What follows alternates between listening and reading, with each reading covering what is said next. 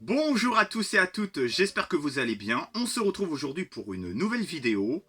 Alors, hier, je suis allé me faire vacciner pour ma seconde dose et après, j'ai décidé d'aller dans mon cache habituel. C'est un Happy Cache. Et il y a eu de l'amélioration dans ce cache. C'est plus les mêmes propriétaires, il y a beaucoup plus de promotions, c'est pas agencé pareil. Il y a beaucoup plus de choix, de goodies et tout. Donc j'en ai profité pour faire des petits achats bien sympathiques et je vais vous les présenter tout de suite. Donc il y aura du jeu PS3, du Blu-ray, du 4K et j'ai aussi trouvé à midi, à ma cabane à livres qui est à 100 mètres de chez moi, j'ai trouvé un petit livre de Stephen King. Donc je vais vous présenter ça tout de suite, j'ai fait vraiment des bonnes petites affaires. J'adore ce nouveau cache quoi. Enfin, c'est toujours Happy Cache, mais j'aime bien la façon que ce cache s'est vachement amélioré. Donc, je vais vous présenter ça tout de suite. Je commence avec un film de super-héros qui est la suite du premier. C'est le petit Deadpool 2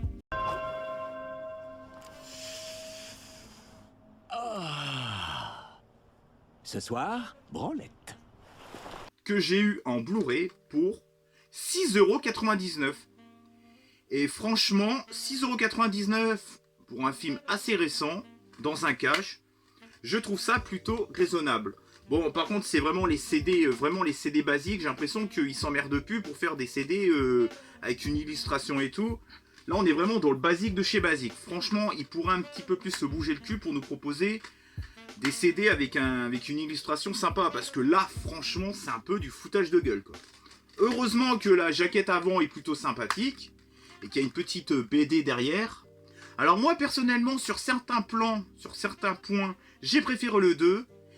Et sur d'autres points, j'ai préféré le 1. Donc je suis un petit peu mitigé entre si j'ai préféré le 1 ou le 2. Voilà. Donc 6,90 € pour le petit Deadpool 2, ça fait très plaisir, je le cherchais en plus. Pour 8,99 €, alors là j'ai eu un UHD, Ultra HD Blu-ray, donc un 4K. J'ai eu Jumanji Bienvenue dans la jungle. Donc évidemment, s'il aurait été en Blu-ray, je l'aurais sûrement payé peut-être comme le même prix que Deadpool 2. Donc il y a le 4K, il y a le Blu-ray 3D et il y a le Blu-ray. Donc pour 8,99 €, je trouve que franchement c'est un prix relativement raisonnable. Bon, malheureusement je n'ai pas le 4K, j'ai pas le Blu-ray 3D, j'ai juste 2 lecteurs Blu-ray. Et franchement je trouve que cette suite à Jumanji Bienvenue dans la jungle, au Jumanji qui était sorti dans les années 90, avec Robbie Williams, je trouve que cette suite avec Dwayne Johnson, avec Jack Black, avec Kevin Hart et avec Karen Gillian, je trouve que franchement ça paye pas de mine.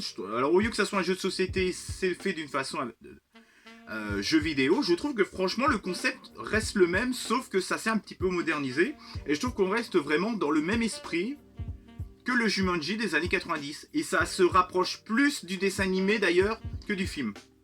Parce que dans le dessin animé, ils étaient carrément dans l'aventure, alors que... Enfin, dans le monde irréel, alors que dans le premier film avec Robbie Williams, ils étaient plus dans la réalité. C'était les créatures du monde fantastique qui allaient dans le monde réel, quoi. Donc voilà, j'arrête mon monologue sur Jumanji, c'est une très bonne suite, et le 2 est tout aussi sympathique. Même si je trouve que le 2, ça perd un petit peu en saveur, mais ça reste malgré tout sympathique, et j'espère qu'il y aura une suite, j'espère qu'ils vont un petit peu se bouger un peu le cul. Mais n'empêche, Jumanji, la suite, parce que je crois que c'est une suite d'ailleurs, franchement, ça paye pas de mine, c'est vraiment sympathique. Alors là, pour 1,99 €, c'est le premier Blu-ray que j'ai trouvé dans le rayon, c'est Zombie Lover. Pour 1,99 €, donc alors là, cadeau. Alors c'était vraiment les tout premiers Blu-ray, vous savez, à l'époque où c'était les gros pavés là. D'ailleurs, je préfère en gros pavé, je trouve que c'est mieux que les Blu-ray hyper slim, quoi. Donc Zombie Lover, bah, c'est l'histoire d'une meuf que deux mecs aiment bien. La meuf elle se barre, elle se transforme en zombie. Et ils vont tomber amoureux. Enfin, ils sont déjà amoureux, mais ils vont tomber amoureux de cette zombie, quoi. Parce qu'apparemment, elle est bien foutue encore, elle est en bon état, c'est qu'à de le dire. Ça me fait penser un petit peu au film Fido. Alors franchement, s'il y a des mecs et des meufs qui me disent qu'ils sont fans de films de zombies, mais qu'ils n'ont jamais vu le film Fido, je vous dirais que vous n'êtes pas si passionné que ça, parce que c'est un film cultissime, un film vraiment génialissime. Si vous n'avez pas vu Fido, vous pouvez pas vous revendiquer que vous êtes fan de films de zombies. C'est un film à tout prix à voir, Fido. Donc là, je parle pas des croquettes. Hein. Le film Fido, ça a un petit côté social, un petit côté dystopique. C'est un film très intelligent sur les zombies, comme quoi il n'y a pas que George Romero qui fait des films intelligents sur les zombies. Il y en a d'autres aussi. Et Fido a un esprit très années 60. Vraiment, je vous le recommande parce que c'est vraiment une pépite cinématographique que j'ai découvert, il me semble, au Halloween dernier, quoi. C'est vraiment un super film, Fido. Et là, le fait que la meuf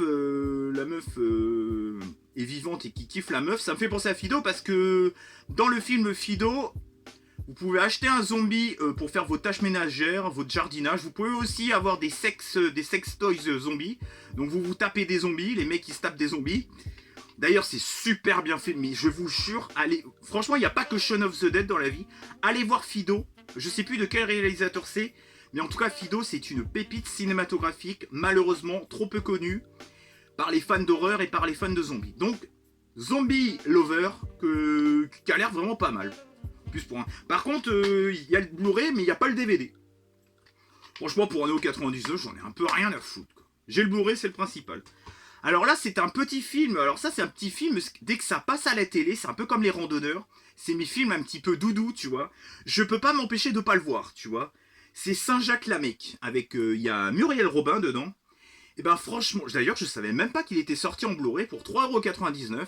Donc 3,99€, il a l'air d'être pas très commun quand même sur Internet. Enfin, si vous l'achetez sur Internet. C'est pour ça qu'il coûte pas 2€, 3€. Et Saint-Jacques-Lamec, ça a l'air, c'est vraiment un très bon film que je vous recommande. D'ailleurs, je vais vous lire le synopsis, peut-être ça va vous donner envie. Au décès de leur mère, 2 frères et une sœur apprennent qu'ils ne toucheront leur héritage que s'ils font ensemble à pied la marche du Puy-en-Velay à Saint-Jacques-de-Compostelle. Mais ils se détestent autant qu'ils détestent la marche. Ça promet. Ils se mettent pourtant en route, mus par l'appât du gain. Alors mus, je ne sais pas ce que ça veut dire ce mot, dites-moi dans les commentaires. MUS, je ne connais pas ce mot, pardon. Ils rejoignent leur guide du puits. Alors je suis désolé, mais la police est écrit bizarrement.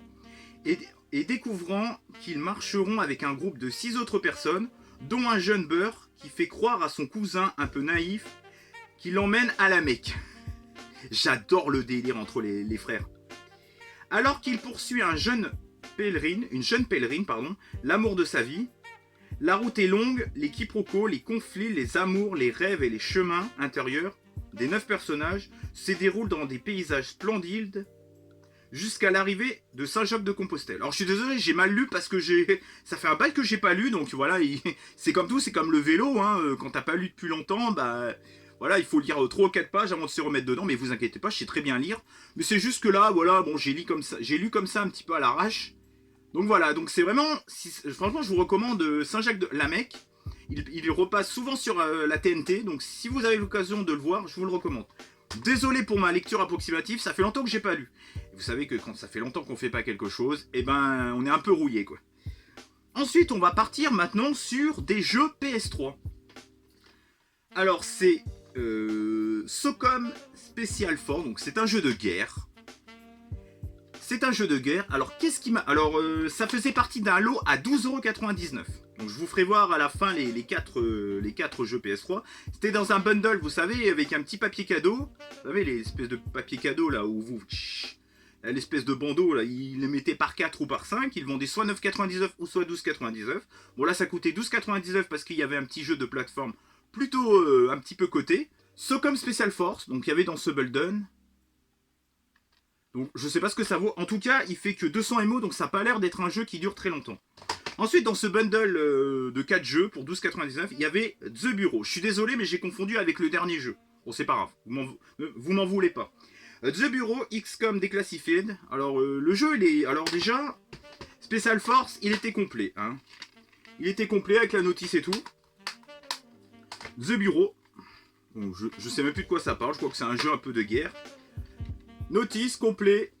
Je les ai pas fait. Hein. Dites-moi dans les commentaires ce que vous pensez des Blu-ray et des jeux que j'ai achetés. Et là, pourquoi c'était un peu plus cher que 9,99 €? Parce qu'il y a le Ratchet Clank Q-Force. Donc c'est pour ça qu'ils vont un peu plus cher, parce que c'est un jeu de plateforme. Et les jeux de plateforme, généralement, coûtent un peu plus cher que les jeux de guerre. Et en plus, il y a, je dis pas de conneries, il y a la petite notice. Donc voilà, avec le petit jeu et tout. Et dans ce bundle, il y avait aussi Stormrise. Alors j'ai regardé les notes, par contre ce jeu il a l'air un petit peu merdique. Et il y a aussi la notice. Et ce jeu est vraiment dans... Ça n'a pas l'air ouf quoi. J'ai regardé sur internet. Alors ces 4 petits jeux pour 12,99€. Ça fait un peu plus de 3€. Ça fait un peu le prix d'une brocante. Et ensuite, en dehors du bundle, j'ai aussi acheté un jeu PS3. C'est là que ça m'a donné envie parce que la jaquette arrière, j'ai trouvé ça, mais vraiment, ça avait l'air magnifique. Alors c'est ça qui m'a donné envie, c'est la jaquette arrière. J'ai trouvé que c'était vraiment, vraiment sympa. Je l'ai acheté 4,99€. C'est le Opération Flashpoint Dragon Rising. Donc, franchement, ça a l'air sympa. Alors, est-ce que c'est celui-là? Ah oui, non, il n'y a pas la notice, il y a juste un petit fascicule, mais il n'y a pas la notice. Bon, c'est pas très dramatique. Hein. Et pour finir, et ben, tout à l'heure, en promenant ma chienne, vu qu'il y a ma cabane à livres juste à côté, à 100 mètres de chez moi, 100-120 mètres de chez moi, j'ai trouvé un petit livre sur Stephen King, Anatomie de l'horreur. Alors ça raconte un petit peu, je sais pas si c'est Stephen King qui l'a écrit ou pas celui-là, ou si c'est quelqu'un qui l'a écrit pour lui, j'en sais rien. Anatomie de l'horreur, ça reprend un petit peu tous les films d'horreur, comment il en est arrivé là dans l'horreur, qu'est-ce qu'il aime bien dans l'horreur. Bah, je vais vous lire d'ailleurs le synopsis arrière. Nous nous réfugions dans des terreurs pour de faux, afin d'éviter que les vrais nous terrassent, nous gèlent sur place et nous empêchent de mener notre vie quotidienne. Voilà, donc ça c'est la tagline, tagliatelle, enfin bref, enfin, papayer mes couilles. C'est la tagline du livre. Depuis Carrie jusqu'à aujourd'hui, Stephen King, l'écrivain à l'imagination débordante, a redéfini le genre de l'épouvante et du fantastique. Qui mieux que lui pouvait disséquer la structure, les origines, les influences de ce phénomène qu'est l'horreur, et qui constitue la matière première de son œuvre. Sur le ton d'une conversation effroyable, drôle et enrichissante, Stephen King nous révèle son monde secret, son enfance, ses premières terreurs, ses idoles, et dessine les grandes lignes d'un univers fascinant qui fait partie de notre patrimoine. Du projet Blair Witch à l'exorcisme, en passant par les romans de Ray Bradbury, je ne sais pas qui c'est celui-là, ou de J.G. Ballard. Un texte culte dans une édition revue et enrichie de 2 avant-propos inédits de Stephen King. Donc je pense qu'il va quand même nous parler un petit peu de ses influences au niveau des films d'horreur. Il va nous parler de son enfance et franchement, bah, je l'ai eu gratos. Et il fait, ouais, j'ai pas regardé, bon en gros il fait, attendez, j'ai pas regardé les derniers, ouais en gros il fait 900 pages quoi, un petit peu moins de 900 pages. Donc je suis très content d'avoir ce petit livre, franchement je vais le regarder parce que, enfin je vais le lire plutôt parce que le regarder, bon, quand on lit on regarde aussi quoi, mais on lit plutôt. Il était à 10,20€ à la base, donc trouver ça dans une cabane à livres, je trouve que c'est vraiment sympathique. Et en plus il est en très bon état. Bon, il est un peu écorné là parce que j'ai voulu faire ma photo de miniature tout à l'heure, j'ai voulu le poser comme ça, j'ai l'impression que ça s'est un peu fragilisé. Bon enfin bref, c'est pas grave. Alors maintenant je vais vous donner mon avis sur le trailer, donc je vais faire un trailer reaction sur la bande-annonce du film Kaamelott épisode 1. Je crois que ça s'appelle comme ça, Kaamelott épisode 1. Et bah franchement, j'ai grave été déçu, j'ai pas ri une seule fois, ça m'a pas fait spécialement rire. Les gifs qui tournent autour de Kaamelott sur Twitter et tout me fait plus rire que la bande-annonce que j'ai vue. Il n'y a rien de surprenant, il n'y a rien qui se démarque d'autre chose, quoi. J'ai l'impression de voir la bande-annonce de Brutus vs César, c'est pas méchant de ce que je vais dire, mais franchement j'ai vu ce thriller. Il n'y a aucun personnage qui se dégage des autres. Il y a peut-être Alain Chabat qui est presque meilleur que le héros de cette série et de ce film. Comment il s'appelle le héros de la série déjà? Je sais plus. J'ai pas envie de dire de conneries, mais je sais plus parce que la série, ça m'a jamais intéressé. Mais je me suis quand même intéressé à regarder cette bande-annonce. Et franchement, il n'y a rien qui se détache. Alors c'est... Le roi Arthur, voilà, pardon, c'est le roi Arthur. C'est... Alexandre Astier, voilà, tu vois, j'ai la mémoire qui me revient, là, tu vois, j'ai lu un peu, tu vois, ça y est, je suis intelligent maintenant. Et le roi Arthur, en fait, c'est l'histoire d'un mec qui est plus roi et qui va essayer de redevenir roi, mais il y a des mecs qui veulent essayer de le tuer. Je trouve qu'il n'y a que Alain Chabat qui s'en sort presque, c'est peut-être celui-là qui s'en sort mieux, même plus que Alexandre Astier. J'ai pas trouvé ça, franchement, j'avais l'impression de me retrouver devant la bande-annonce de Brutus vs César. Et encore, j'avais l'impression que la bande-annonce de Brutus vs César était mieux que cette bande-annonce que je viens juste de voir. Donc franchement, si la bande-annonce est à la hauteur de ce film, on va se retrouver avec un Brutus vs César bis, quoi. Je suis très déçu de cette bande-annonce, il n'y a rien qui se détache. Les décors, j'ai rien vu de épique, j'ai rien vu de transcendant. Oui, il y a des trucs un peu fantastiques, vous savez, avec les baguettes, j'ai l'impression de les retrouver chez Harry Potter. Les vannes, c'est toujours un peu le même genre, hein, vous êtes débile, il y a des débiles. Ouais, j'ai esquivé un sourire sur ça. Franchement, si la bande-annonce est à la hauteur du film, franchement, à la rigueur, revoyez Astérix Mission Cléopâtre. Si vous aimez la série, vous n'allez pas bouder votre plaisir. Je vous recommande quand même d'aller voir le film. Mais franchement, ceux qui sont pas vraiment passionnés de la série, allez pas vous faire chier à voir ce film, quoi. Vraiment, si vous n'êtes pas fan de la série, allez pas vous faire chier à voir ce film, quoi. Ou alors, à la rigueur, achetez-le en SVOD quand il sortira. À la rigueur, achetez-le, mais vraiment quand il sera 2 ou 3 balles, quoi. Mais sinon, franchement, j'ai entendu dans les commentaires, ouais, c'est génial et tout. Il y a un youtubeur quand même qui a remarqué que la bande-annonce était mal filmée, était filmée avec le cul. Je vais pas vous citer son nom parce qu'il peut avoir des soucis.